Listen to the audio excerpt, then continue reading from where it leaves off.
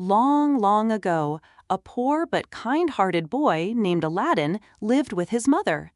They were so poor that they did not have money for food. One morning, a stranger knocked at their door and asked to see Aladdin. He told Aladdin's mother that he was a merchant and had a task for Aladdin, and when completed, Aladdin would be rewarded in gold. Even though the merchant was an unknown person, Aladdin's mother agreed to the offer because they were dying of hunger. Aladdin set out with the merchant, and they walked miles after miles. Soon they were in the middle of the desert with nothing or no one around. The merchant took out some red powder, uttered a chant, and threw it on the ground. Soon smoke appeared, followed by a cave.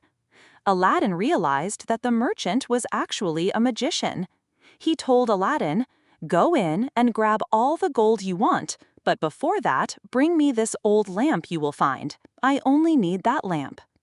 Aladdin entered the cave. He was dumbstruck to see all the riches around. He stuffed in as many gold items and gems he could find, and then he laid eyes on an old, dirty-looking lamp.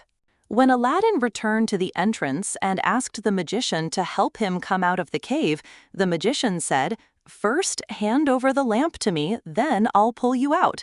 Aladdin did not trust the man and insisted on being pulled out first.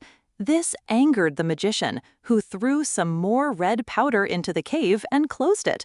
Now Aladdin was alone in the cave. He shouted for help, but there was no one to hear him in the desert or the cave. He then accidentally rubbed the lamp and a genie appeared. Aladdin became fearful of this strange blue creature, thinking it to be some evil magic of the magician. The genie said, "Hello, I am Genie. You're my master now. I can grant you any 3 wishes. Now, what is your first wish, master?" Aladdin asked the genie to take him home. In a blink of an eye, Aladdin was home. He rushed to his mother and told her what had happened in the cave. With all the riches that Aladdin had collected from the cave and his second wish to Genie, Aladdin soon became a rich and powerful man in the kingdom. He started living in a palace and married the Sultan's daughter, the princess. When the evil magician heard about Aladdin's newfound fame, he disguised himself as a merchant who exchanged old lamps for new ones and visited Aladdin's house while he was away. The princess, who did not know the truth about the lamp, gave it away to the evil magician for a new lamp. The magician immediately rubbed it and ordered Genie to transport Aladdin's palace to a faraway desert. Though he was unwilling to perform the job, but since the evil magician had rubbed the lamp, Genie had to follow his orders. When Aladdin returned, he was shocked to find his palace and his family missing. He realized that it was the evil magician's doing. Aladdin had a magic carpet that he had acquired from the cave. He asked the magic carpet to take him to the place where his palace and family were. As soon as Aladdin reached his palace, without wasting a moment, he ran towards his lamp and rubbed it. Genie appeared from the lamp and said, "Aladdin, you have come! I'm so happy to see you, pal."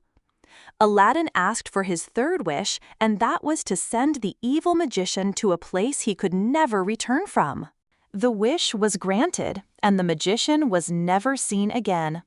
Aladdin, his wife, mother, and Genie returned to the city and lived happily ever after. Guess what? Aladdin got a bonus wish from Genie for being good. And do you know what he asked? He wished for Genie's freedom. Aladdin was indeed a kind-hearted boy. He was humble and thoughtful, and thus granted Genie his freedom, something that Genie longed for throughout his life. He no longer would have to stay in the lamp and could travel the whole world.